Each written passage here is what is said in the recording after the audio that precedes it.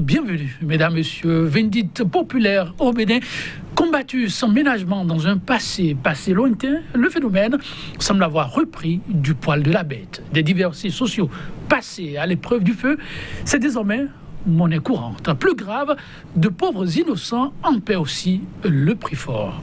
Éloi Dogo, jeune étudiant brûlé vif après avoir été confondu à un braqueur, en est l'illustration. Assassinat d'Éloi Dogo par une population en furie.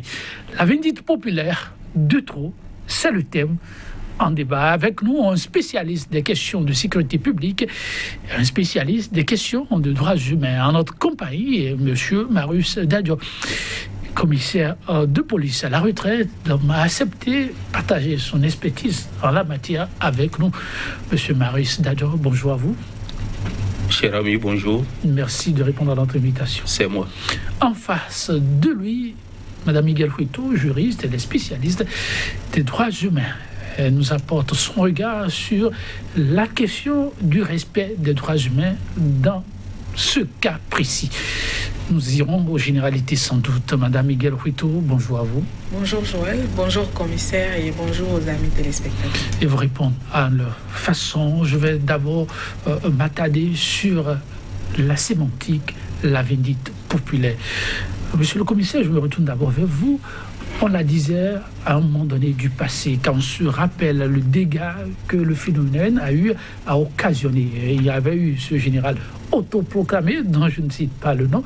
Alors, on a l'impression que le phénomène a repris et de fort belle manière. Comment cela s'explique? Eh bien, vous savez, il n'y a jamais, dans les cas d'espèce, une victoire qu'il ne faille pas sauvegarder.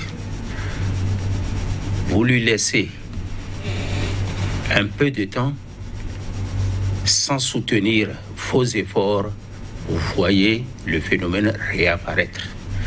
Il s'agissait plutôt d'un colonel et non pas d'un général. Un colonel, oui, un colonel civil. Oui.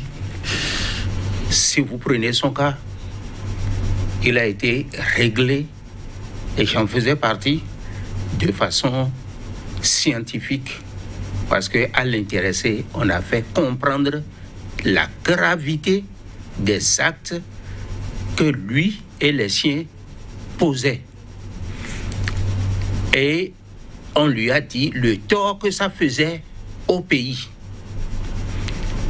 On lui a laissé sur la conscience le choix de continuer dans ses faits répréhensibles, auquel cas il finira par en pâtir ou il accepte de subir les sanctions prévues par les tests et prend l'engagement de ne plus jamais rechuter pour avoir la paix. C'est ainsi que ce colonel que vous ne voulez pas qu'on nomme, aujourd'hui, vit sa vie tranquillement et avec ses nombreuses femmes, ses nombreux enfants, ainsi de suite. Mais, par ailleurs, la police, sinon la vindicte populaire, qui refait surface à un pied de nez, que les crapules font à la police, en particulier et en général à la justice. Parce que c'est la police et la justice qui, sciemment ou inconsciemment, créent la vindicte populaire. C'est sérieusement, monsieur le commissaire. Oui. Vous dites que c'est la police, la justice, sciemment ou consciemment, crée la vindicte populaire. Comment ça? C'est très simple. Dans les sociétés bien organisées, dans les pays ainsi indiqués, j'oserais dire que vous n'avez pas de vindicte populaire. Nous les imitons à tous égards, mais il est admis chez eux que quand il se passe une infraction, il y a un comportement à avoir. La victime ou bien les dénonciateurs savent à quoi s'en tenir et les démarches à mener. Soit ils vont à la police ou à la gendarmerie qui prennent les bonnes dispositions pour leur donner satisfaction, et après quoi, ils transfèrent le dossier à l'institution de droit qu'est la justice, mais il n'est pas rare que cette justice-là, elle-même, remette en liberté quelqu'un qui a commis un très très grave préjudice, une grave infraction. Je peux, dans les années 70, je ne vais nommer personne, un bon monsieur, un haut cadre, spécialiste, a été surpris en flagrant délit d'adultère avec la femme d'autrui dans son lit. Et le constat, au contraire de ce qui se fait aujourd'hui, parce que soit c'est un huissier qui fait le constat, ou le commissaire central de la ville qui fait ce constat, c'est spécifique. Un constat donc en bonne et due forme a été fait. Le monsieur était ferré. Mais les policiers étaient encore au parquet quand il a été remis en liberté. Il a même fait bisou à la dame. La dame avec qui il était en train de poser sa complice. Et est repartie avant tout le beau monde qui était au parquet. Au vu au sud de tous. Ben, je vous dis, puisque c'est devant tout le monde qu'il est parti, il a pris son véhicule est venu le chercher, et ainsi de suite. Ça, c'est un exemple. Vous avez des histoires de gaïman qui, au lieu d'être découragés à la mesure de leur forfait, se retrouvent tout le temps dehors. Vous avez de grands malfrats ou ceux qui vendent les terrains. Par exemple, cette histoire de 39 hectares. Ça ne devrait pas avoir lieu si l'acte fondateur du crime, parce qu'il paraît que c'est une justice qui a certifié qu'on devrait dédommager une certaine dame. De tout ce qu'on dit, on ne voit pas qui ont signé, qui ont pris cette décision de justice. Et d'autres sont en prison. Allez au fond du dossier et dites-moi si quelque part ça ne gêne pas. Donc, le manque de crédit que les populations ont envers la justice et sa police, quand il y a des amours, les populations aiment régler leurs comptes elles-mêmes directement avec ceux qu'ils pensent qui sont en faute. Et comme c'est-à-dire un crime de masse n'est jamais réfléchi, bon, il arrive que des innocents se retrouvent là-dedans. Au-delà, même qu'il n'est pas rare que vous voyez des agents de police qui, pour calmer un tant soit peu et la montée de la violence, on dit tantôt il y a eu braquage ici, il y a eu braquage à gauche, et ainsi de suite. Il leur plaît de rassembler des innocents ou alors d'anciens criminels qu'ils fusillent et organisent un simulacre de suicide ou bien de tentative d'attaque de la police.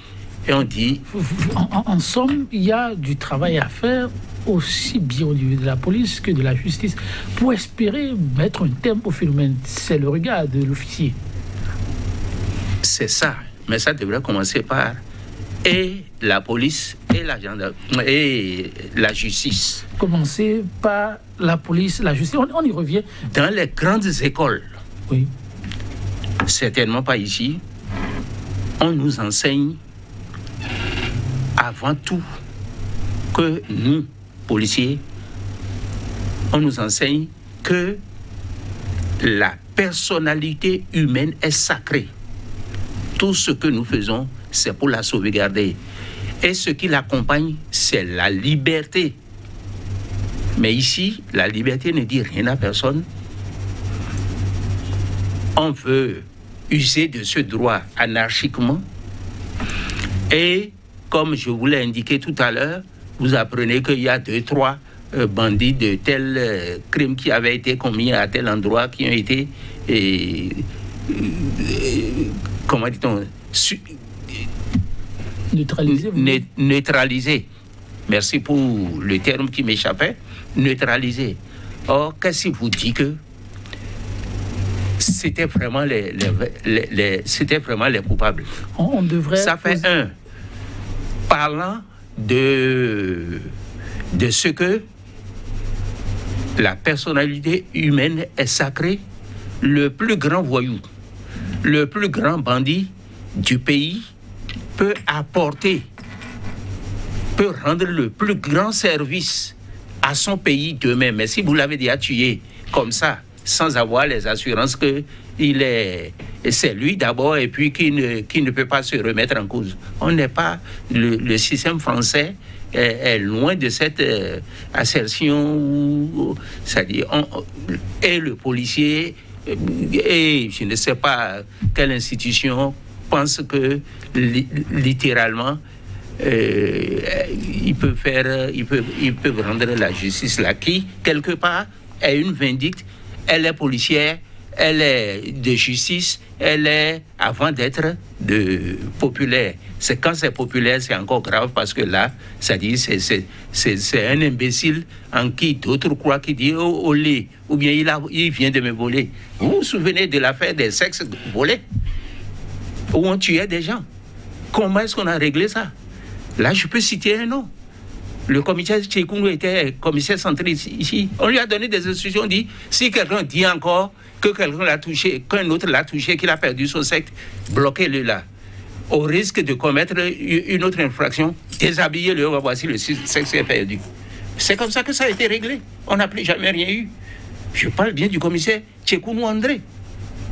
Une fois, 2 fois, c'est fini, le truc s'est tué. Mais aujourd'hui, on veut montrer le torse, régler les choses d'une façon scabreuse. Bon, il faudrait que nous remettions de l'eau dans notre vin et qu'on repense aux solutions qui peuvent véritablement arrêter les dégâts. Merci beaucoup, monsieur le commissaire. Oui, Madame Miguel Huito, question de droits humains autour de la vindicte populaire qui reprend du poil de la bête. Comment observez-vous le phénomène et pourquoi a-t-on l'impression qu'il y a de la recrudescence? Merci Joël. Je voudrais saluer déjà l'opportunité de cette émission pour dire que, comme vous le mentionnez si bien, la vindicte populaire donne l'impression de revenir au galop ces derniers jours. Mais à mon sens, elle n'a jamais cessé, elle n'avait jamais disparu. Ah bon? La vindicte populaire, qu'est-ce que c'est? C'est simplement une sanction. C'est simplement une punition, c'est simplement,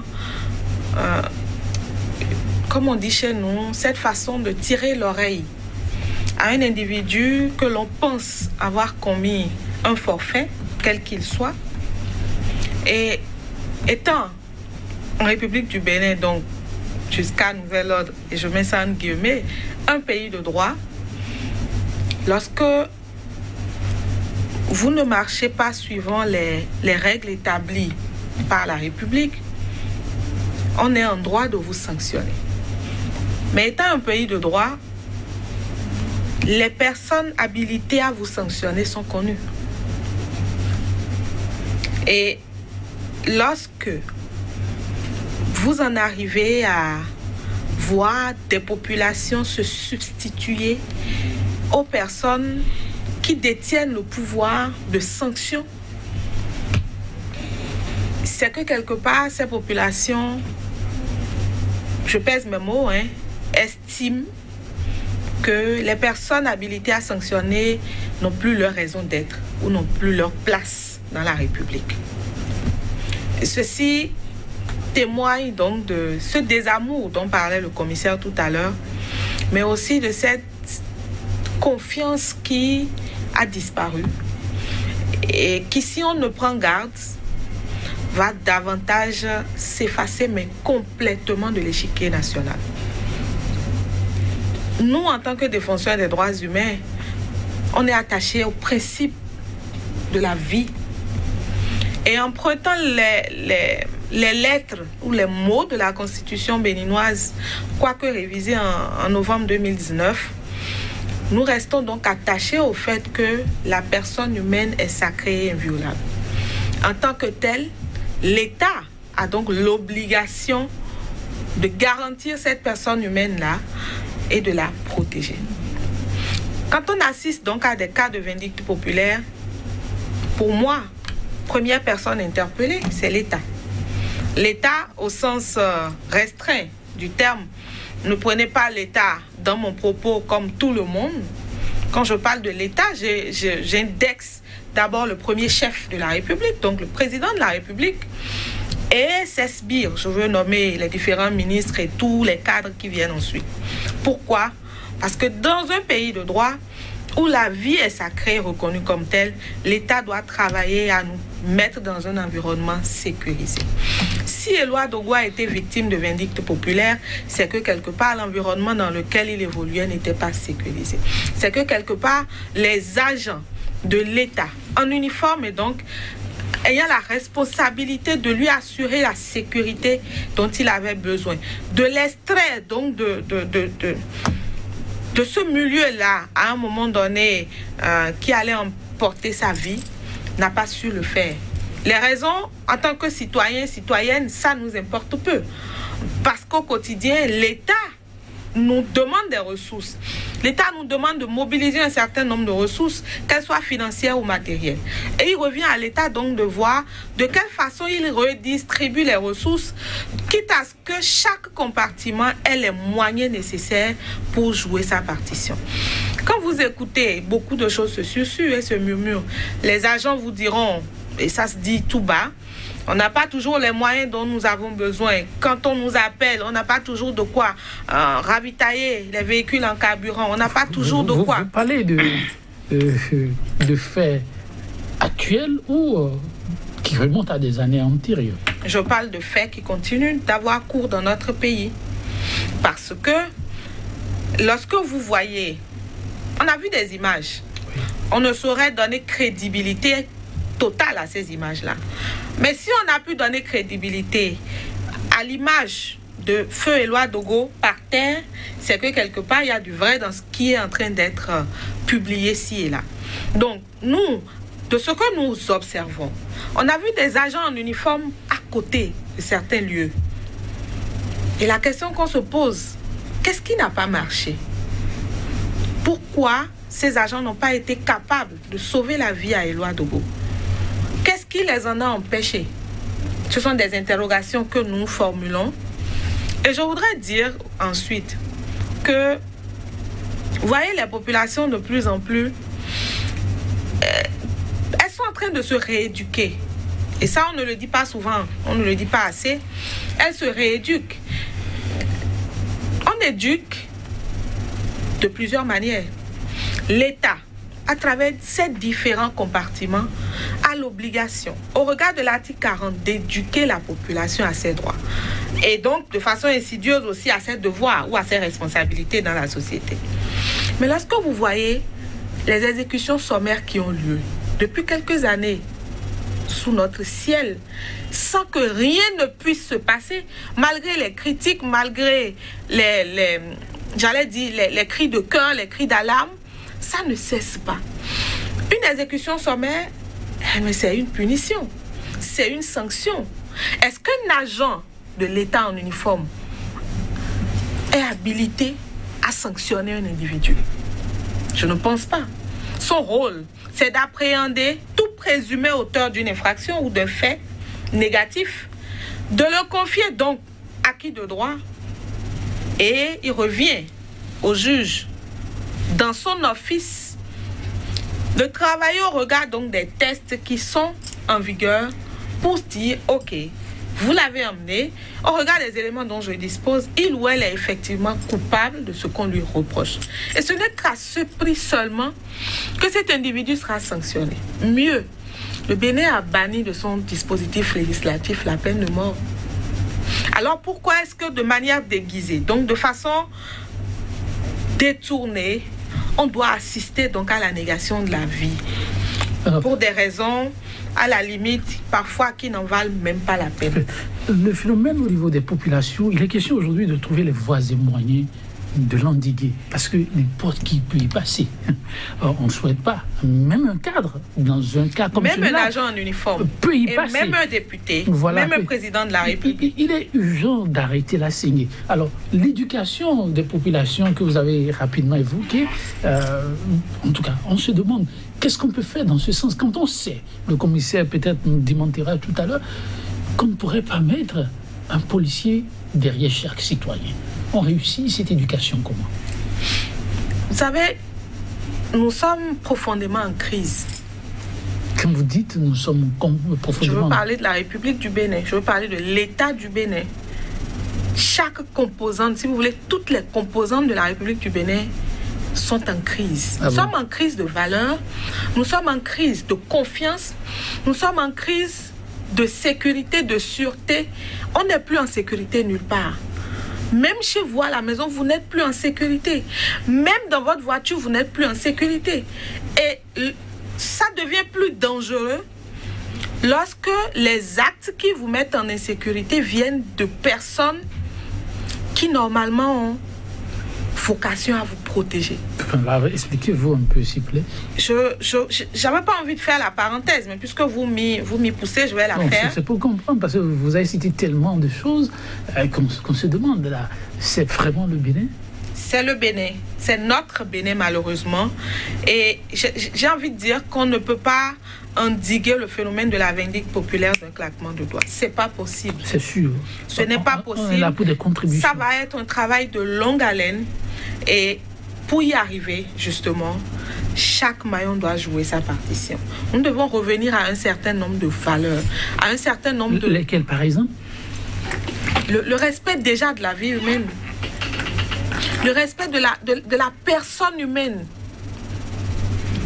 Ce respect doit s'imposer non seulement au chef de l'État, à tous les ministres de la République, qu'ils soient ministres de la Justice, ministres de l'Intérieur, directeurs de la police, qui qu'ils soient, le respect de la vie humaine doit s'imposer à tous et à toutes, sans aucun état d'âme.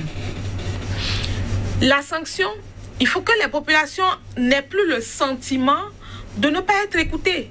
Il faut qu'elles n'aient plus le sentiment qu'on ne se préoccupe plus de leur sort. Vous savez, lorsque vous en arrivez à ce genre de sentiments, on se dit que personne n'est là pour vous. Donc c'est le sauve qui peut. Et quand le sauve qui peut commence par s'installer, on se retrouve dans une jungle. Et nous, on ne souhaite pas que le Bénin devienne une jungle, voilà, où chacun se fait justice. Car aux yeux de la loi, nul n'est censé ignorer la loi et nul ne doit se faire justice. Mais comment vous voulez que nul ne se fasse justice dans un environnement où on n'a plus confiance aux personnes habilitées? Donc, nous devons revenir à un certain nombre de fondamentaux. Les agents assermentés, je veux parler notamment de la police républicaine. Je pense qu'il faut repenser le mandat même de la police républicaine. Quel est le rôle de la police républicaine? Je me souviens, il y a quelques... pas suffisamment clair dans la pratique? Non. La pratique vient, en fait, quelque part, embrigader, ou si vous voulez, jeter un voile sur ce qui devrait être. Et j'ai encore en mémoire un appel sur sa page Facebook, il y a quelques années, du professeur Joseph Diogbenou, qui donnait un certain nombre de conseils, donc de réflexes à avoir aux citoyens lorsqu'il est face à un agent en uniforme. Et la question qu'on se pose aujourd'hui est de savoir si vous devez avoir ces réflexes-là aujourd'hui. Est-ce que vous êtes sûr de vous en sortir? C'était quoi son appel? C'était d'avoir les réflexes qu'il faut. C'était de rester serein lorsque vous avez en face un agent en uniforme. Parce qu'a priori, ce n'est pas un ennemi. Un agent en uniforme, c'est un compagnon. C'est d'abord un compatriote. Et c'est quelqu'un qui est là pour vous protéger, pour travailler à ce que vous vous sentiez à l'aise là où vous vous retrouvez, assurer la sécurité, la vôtre, celle de vos proches, de vos biens, partout où vous êtes. Et surtout quelqu'un qui, lorsqu'il doit s'adresser à vous, doit le faire avec toute la déférence possible. Parce que quelque part, c'est un employé du peuple, c'est quelqu'un à qui on donne des ressources pour exercer un certain nombre de prérogatives. Pas dans le sens d'aller contre le citoyen, mais d'aller dans le sens de l'accompagner au jour le jour. Et on ne peut pas, encore une fois, endiguer la vindicte populaire d'un claquement de doigts. Il faut passer à l'éducation, mais il faut aussi sanctionner. Que la sanction cesse de donner l'impression parfois d'être du deux poids, deux mesures. Ça aiderait les populations à se départir de ce désamour qui de plus en plus s'enracine. Alors, désamour, le mot il était aussi sorti de vos bouches, monsieur le commissaire, pour rétablir cet amour qui existe, et si on peut le dire, il faut créer cette confiance en travaillant sur quel levier? Je souhaiterais que vous soyez indulgent avec moi pour que je relève certains aspects de l'intervention de madame tout à l'heure pour dire que tout n'est pas si noir qu'on le pense. Et je serais contre ma nature et même intellectuellement malhonnête à ne pas le dire ici. Allez-y. J'ai participé à un certain nombre de réflexions suivies d'actions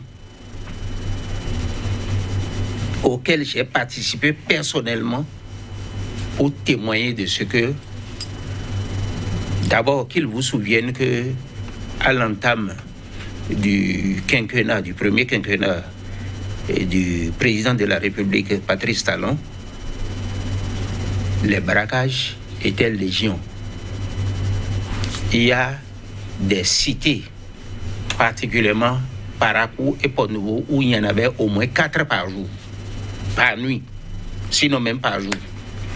Sur la route de Port-Nouveau, vous n'êtes pas sûr d'aller de Cotonou là-bas sans être victime ou d'être spectateur d'un tel phénomène. Il a posé la question de savoir ce qu'il fallait faire. La réflexion a abouti à un certain nombre de choses qu'il a mises en œuvre savamment. Tout à l'heure, madame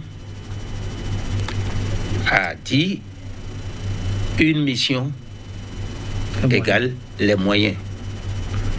Au moment où ce point-là se faisait, je peux vous dire qu'il y avait des unités de police ou de gendarmerie, parce que c'était le cas dans le temps, qui n'avaient pas 10 000 francs de carburant par an.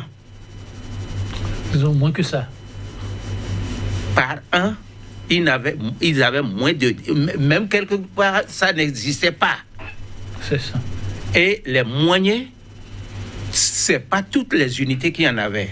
Résultat, pendant longtemps, moi, j'ai utilisé mes propres moyens, véhicules comme carburant, pour assister la population. C'est du temps de Kérékou II qu'on a commencé par acheter des doubles cabines, des véhicules gentils Toyota ou Nissan avec bâche là, aux unités de police, mais la moitié n'en avait pas et la gendarmerie n'en avait pratiquement pas. Et quand ça a commencé, la gendarmerie a demandé, ça même orchestré des passes d'armes entre le ministre de la Défense et le ministre de l'Intérieur, parce que l'Intérieur disait que bientôt la gendarmerie aura, et le ministre de la Défense, dont dépendait le ministre, les gendarmes, ne voulant pas que les gendarmes soient montés contre lui, a envoyé une délégation rejoindre le ministre de l'Intérieur dans sa tournée pour dire peut-être, mais ne le dites pas encore parce que je ne sais pas quand ça aura lieu. Donc, ce que j'ai voulu dire, à la suite donc et des travaux dont je parle, le président Talon a commencé par acheter des motos pour toutes les unités, tous les commissariats et les unités de gendarmerie qui existaient. Ensuite, il a acheté un véhicule au moins par unité sur toute l'étendue du territoire national. Le carburant, le minimum par jour, c'était 10 000 francs. Minimum. Par jour. Par jour, c'était 10 000 francs. Ça allait passer 10 000 francs, c'était ce qu'il fallait pour un an, si vous avez de la chance. Ça n'existait même pas à certains endroits. De manière que quand vous venez demander l'intervention, on vous dit on n'a pas. Et si vous avez l'argent, vous sortez. Et pour le carburant, et vous sortez vos moyens, vous prêtez vos moyens pour la chauffeur. Donc c'est comme ça qu'il a réglé ça. Et il y avait des unités qui avaient 25 000 francs de carburant. Et mieux, il est allé plus loin parce que moi, je n'y avais pas pensé.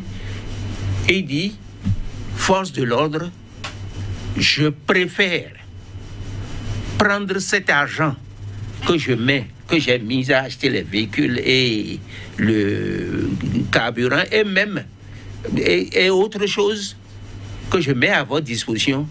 Je préfère qu'au lieu de rester cloîtré à attendre les demandes d'intervention, vous soyez déjà en train de circuler pour ne pas être loin des faits criminels pour les enrayer. Vous avez vu, les jours et mois qui ont suivi, les braquages ont sensiblement baissé jusqu'à tendre vers la fin. Je vous prends tout ça témoin. Maintenant, ce que on nous a enseigné et qui est vrai que vous-même, le bandit est quelqu'un qui sait à quoi s'en tenir.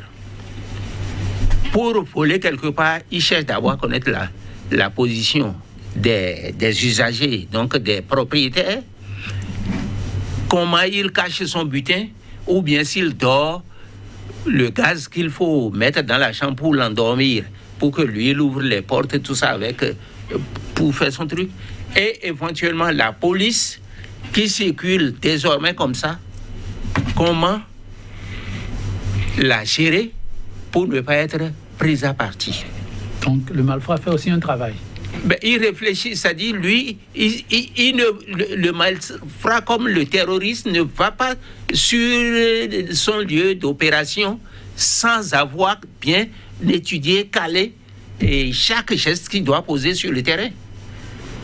Et là, pour le savoir, nous, on a les renseignements, la participation des populations et ce que nous avons appris, comment mettre ça en œuvre. Voilà, justement, à ce niveau, la participation de la population, les vindictes populaires auxquelles on assiste aujourd'hui, vous avez sorti aussi une expression tout à l'heure, est-ce à dire que la crise de confiance, vous avez parlé de désamour, la crise de confiance est un fait? Vous savez, la police a pour vocation de conférer la tranquillité publique, la paix, la confiance. Or, voici que des policiers eux-mêmes se comportent comme des potentats. En principe, la première leçon qu'on vous indique, même si c'est ici, c'est là qu'on indique à l'école de police, c'est la politesse. Même le chauffeur que nous croyons, je dis, c'est pas moi, c'est pas mon cas, qui n'est rien ou bien qu'on est supérieur à lui. Lorsque vous l'abordez dans son taxi, vous voulez le contrôler, vous mettez au garde à vous. Pour le chauffeur? Pour le chauffeur. D'abord. Oui. Quand vous l'arrêtez, il est en infraction. Mon commissaire, vous excusez, mais ce qu'on voit, quand vous l'arrêtez, il est en infraction. Vous ne réclamez pas en même temps ces papiers? C'est pas en même temps. C'est-à-dire, il faut le mettre en confiance. Il doit se sentir... Celui qui est en infraction, il faut le mettre aussi en... Je vous ai dit tout à l'heure, il peut devenir le meilleur citoyen demain. Ok. Pourquoi ne le respecteriez-vous pas déjà à partir de là? Lorsque ce que je vous dis vous habite réellement, vous êtes un autre policier par rapport aux autres. Donc, description. Vous venez vers l'homme en infraction, vous faites d'abord un salut militaire, c'est cela? C'est pas nécessairement le garde à vous, les pieds claquent, mais quand vous l'approchez, approchez-le avec toute l'humanité qu'il faut. parce qu'il pouvait être ailleurs. Il peut brûler le feu ou bien vouloir créer une situation, mais quand vous le comprenez, vous lui dites continuez, mais faites attention à vous. Parce que nous sommes des pédagogues. Les policiers, les officiers de police. En principe, tout fonctionnaire de l'État ne doit pas partir pour sanctionner nécessairement. C'est ça. Et le policier particulièrement, c'est de lui que je parle, quand il approche même le contrevenant, ou bien ce que nous disons, celui qu'on considère le moins, c'est le taximan. Tu le salues et vous lui demandez, avec les termes qu'il faut approprier, vos pièces, s'il vous plaît. Et après quoi, vous pouvez lui dire, garez bien.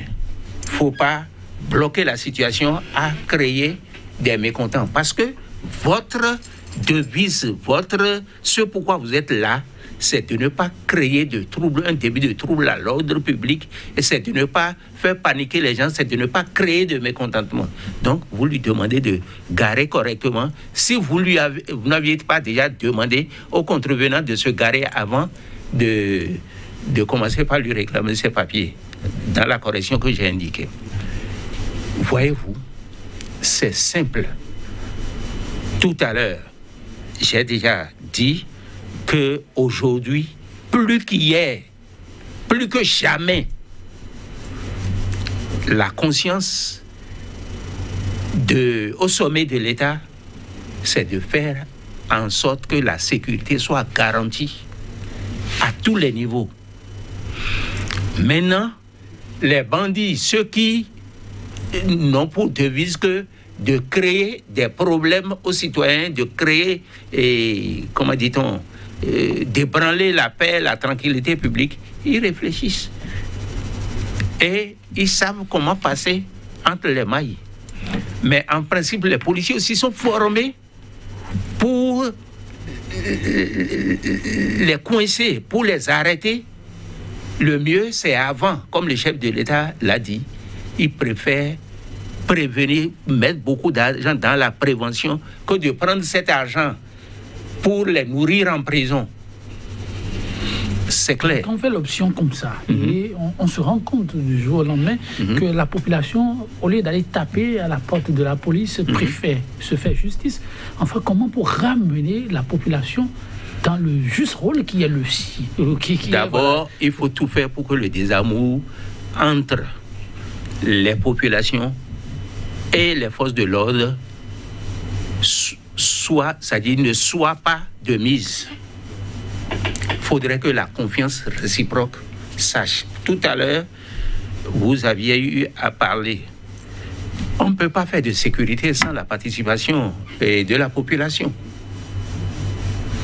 Parce que si une maison est attaquée, c'est bien d'autres personnes passant ou bien d'autres maisons qui vont vous appeler pour dire « J'entends un bruit qui ne me paraît pas orthodoxe dans telle maison » pour que vous vous approchiez. Et pour l'approcher, il y a un système pour le faire. Est-ce que vous voyez? Si cette population-là dit « Bon, même si on les appelle maintenant, ils ne vont pas venir. » Que ça va devenir? C'est-à-dire, au total, par rapport à ce que j'avais dit tout à l'heure, c'est qu'il faut tout faire pour ne jamais relâcher. Les bandits ne dorment pas. Il y a des gens qui sont nés, ils ne savent pas, mais on dirait qu'ils se sont jurés de n'être que des hors-la-loi. Et s'il n'existait pas, la police n'aurait pas de raison d'exister non plus. Moi, quelqu'un me l'a dit. C'est ça. Comment? C'est-à-dire, on l'interpelle pour dire est-ce que c'est non. Moi, à Port-Nouveau, je l'interpelle. Il y a même eu 2 anecdotes pour dire mais pourquoi c'est toi? Tu es toujours dans le banditisme. Il dit mais si je ne faisais pas ça, quelle serait ta raison d'être policier, toi? Tout gentiment, hein. C'est ça. Je dis bon, moi je n'aurais pas de répit à t'enfermer et à t'envoyer devant les magistrats. Il dit ce sont mes amis. Le malfrat vous a répondu? Oui, il dit envoyez-moi. Dans 15 jours, je suis dehors. La plupart des grands policiers vont certifier ce que je vous dis. Bon, mais le magistrat aussi est lié par des tests. C'est selon ce qu'il a fait. qu'on va lui appliquer des tests. Si ces tests-là ne sont pas aussi rigoureux qu'il faut, pourquoi est-ce qu'on en voudrait aussi aux magistrats? Donc, tout, c'est ensemble qu'on peut voir ce qu'on pourrait faire pour garantir une paix relativement pérenne. Okay. Ensemble pour une paix relativement pérenne. Je vais me retourner vers Mme Miguel Prieto, vous qui êtes au contact des populations qui viennent parfois poser ces genre de problèmes. Lorsqu'il faut aller ensemble, venir à bout de la vindicte populaire, d'après vous, on s'y prend en définitive comment? Merci Joël. Je pense encore une fois qu'il faut revenir au contenu du contrat social. Ce contrat-là qui lie les populations à l'État. Dans ce contrat, chacun a son rôle dans la cité. Et je pense qu'au fil des années, chacun a eu le temps ou se voit perdre de vue le contenu donc de sa responsabilité. Et donc pour moi, il est important que l'on puisse revenir à tout ça, que l'on remette chacun devant ses responsabilités. Je veux parler non seulement du gouvernement, en passant par les différents ministres, mais aussi des populations. Vous savez, lorsqu'il y a un vol de moto quelque part, c'est important que les populations sachent, a priori, lorsqu'on attrape un individu comme celui-là et qu'on l'envoie devant un magistrat, quelles pourraient être les sanctions? Il faut que les gens soient informés. C'est important de le savoir. Autrement, des gens qui n'ont jamais côtoyé la justice peuvent rester dans leur coin et regarder au loin et se dire que oui, voilà, tel est allé là-bas la dernière fois, on le retrouve dans la rue. Donc, ça ne sert à rien finalement de se replier sur ces acteurs-là qui sont censés dire le droit et donc qui sont censés sanctionner un individu dans notre pays. Donc, beaucoup d'informations à partager. Voilà. Avec et c'est pour cela qu'à chaque fois, nous revenons sur l'article 40 de la Constitution. C'est important. Et mieux, je pense qu'il est aujourd'hui, il s'avère indéniable. Je ne sais pas si ça va être à travers un programme, une campagne que le ministère de l'Intérieur va initier, mais vraiment de réconcilier les hommes en uniforme avec la population. Vous pensez que là, c'est le divorce? De toutes les façons, je pense que les différentes tentatives de conciliation ne sont pas en train de marcher. Et si on ne fait pas quelque chose, le divorce sera consommé. Si se consomme, c'est que même les agents en uniforme ne sont pas en sécurité, même le chef de l'État n'est pas en sécurité, aucun politique ne sera en sécurité. Parce qu'à un moment donné, lorsque ce désamour-là, ou cette façon de voir les choses et de se dire en tant que population, ils ne sont pas là pour nous, quand ça va arriver à un seuil, même les politiques qui sont au Parlement, qui sont ci et là, je crois qu'ils ne sont pas en sécurité. Et si des citoyens lambda, comme Éloi Dogo, ont pu être victimes de ça, vous comprenez que vous avez beau être une autorité de ce pays-là, vous demeurez un compatriote, donc un citoyen, une citoyenne, ça peut vous arriver à tout moment. Donc moi, j'entends le ministère de l'Intérieur initier, mais vraiment une grande campagne pour réconcilier les populations à la police républicaine. Et ça va passer par un certain nombre de messages, ça va passer par un certain nombre de vulgarisation du contenu même du mandat de la police républicaine et de comportement, j'allais dire même complice, qu'on doit pouvoir observer entre un agent en uniforme et un individu dans la société. Autrement, ça va vous voyez, les deux droites parallèles iront en restant parallèles et on foncera droit dans le mur. Monsieur le commissaire, oui, une proposition là, comment l'appréciez-vous? Une campagne de vulgarisation? Madame voit juste, mais de grâce, faites économie de certaines charges au ministre de l'Intérieur. Retournons dans nos écoles, l'instruction civique. Si ça vient en bas, ça nous habite mieux. C'est ça. Ce que c'est que le chef de l'État, aujourd'hui, pouvait appeler des enfants du CM2 qui ne connaissent même pas le nom du président de la République. Vous pensez aujourd'hui? Je le dis, puisque j'ai vu ça, je ne sais pas si c'est un sketch pour amuser la galerie et choses là, que il y en a même un qui a dit que lui l'a oublié, mais que c'est dit à faux papa. Bon, c'est ça, je vois. Bon, maintenant, c'est depuis le primaire qu'on devrait revoir le programme. Pour faire un bon citoyen, c'est à partir de là. Il n'y a pas que la police. Les détournements auxquels on assiste, c'est-à-dire, ça vous permet de savoir, moi là, que je vous dis, je vous avoue, que en étant dans une certaine position, j'ai été contacté pour accepter des valises que j'irai déposer et à côté de la passerelle au départ de l'avion, en passant par le salon d'honneur. Je me suis toujours dit que même si je ne suis pas riche, je ne suis pas pauvre non plus. Et je l'ai toujours enseigné à mes enfants. À force d'insistance, j'ai refusé. Le commandant de la brigade aéroportuaire, environ un mois et demi après, a été pris au jeu. Il était capitaine, il a été radié. Je ne veux pas appeler de nom. Mais moi, non, au-delà de la radiation, le nom que je porte ne m'appartient pas. Mon père a été quelque chose, mes grands frères ont été quelque chose. Mes enfants aujourd'hui sont à des postes de responsabilité. Et moi, je vais faire des choses pour salir ce passé et l'avenir de mes enfants. Vous voulez illustrer la question de l'éducation Quand civique. je sors, on ne sait pas si j'ai le ventre creux ou non. Mais je m'arrange pour paraître correct. C'est ça.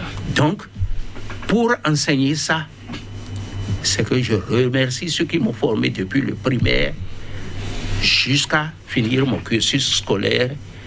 Et c'est eux, à eux, en plus de ma famille. Vous demandez qu'on ait un autre regard vers les enseignants. Merci.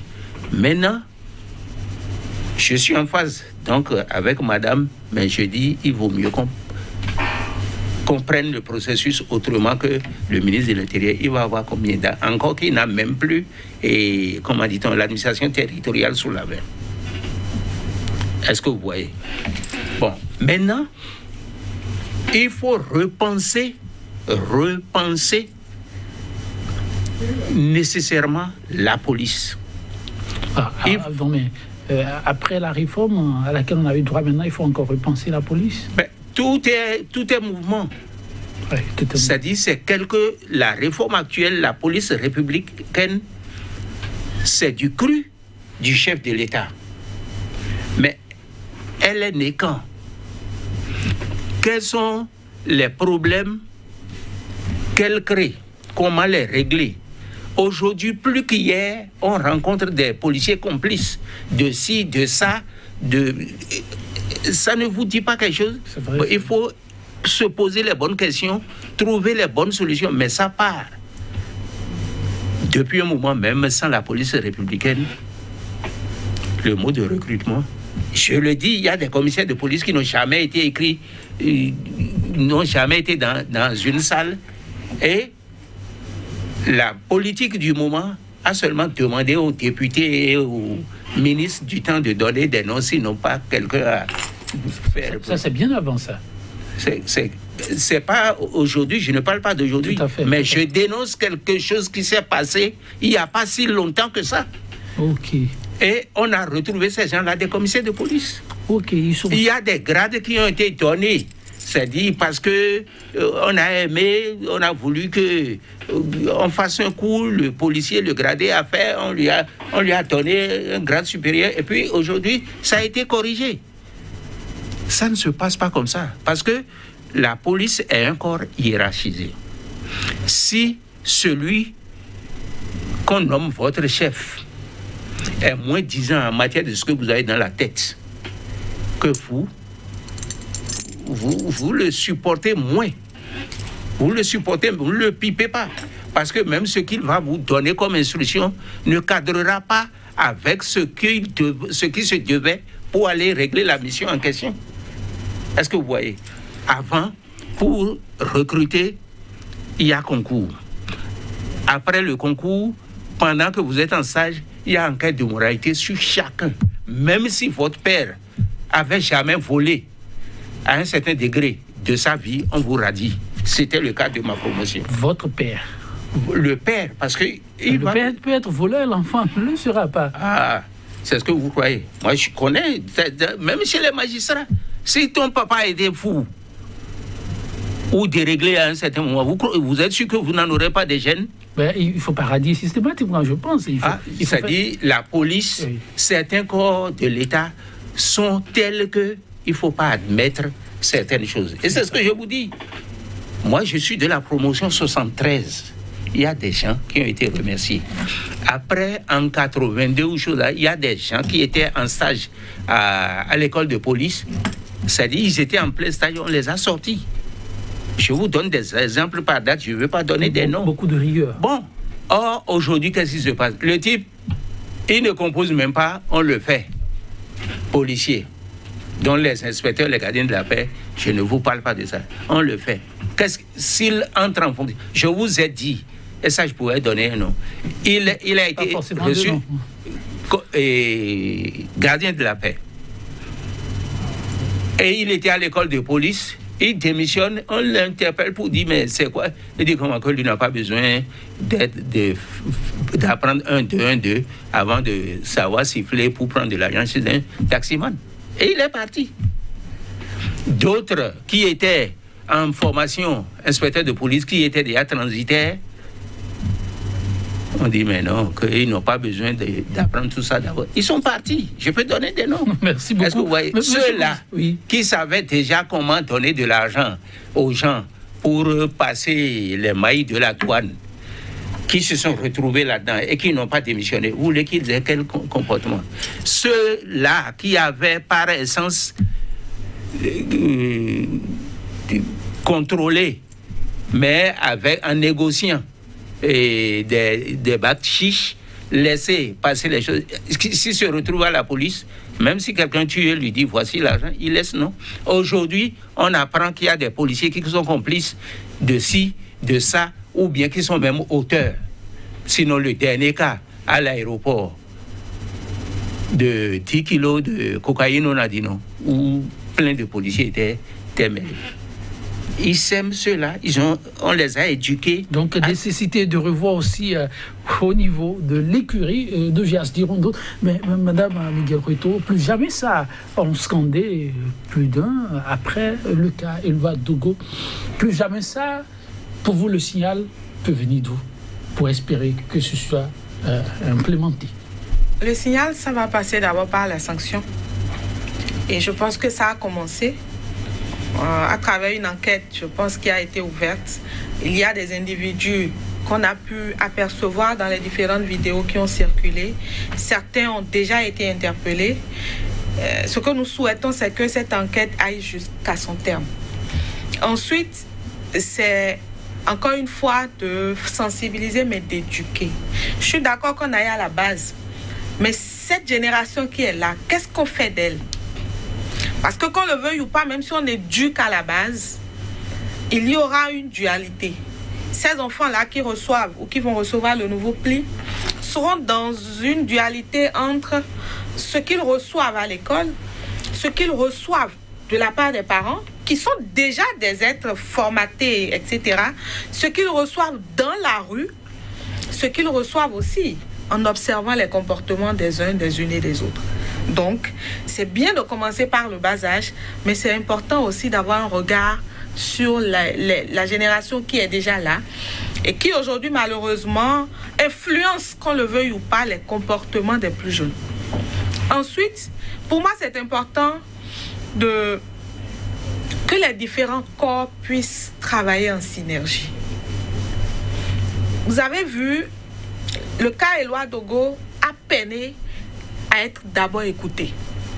Il a fallu un certain pied de grue de plusieurs activistes, de plusieurs personnalités. L'université de Parakou, on a un enseignant là-bas qui s'est exprimé. Il y a eu un certain nombre de personnes. Et ça s'est fait de façon insistante.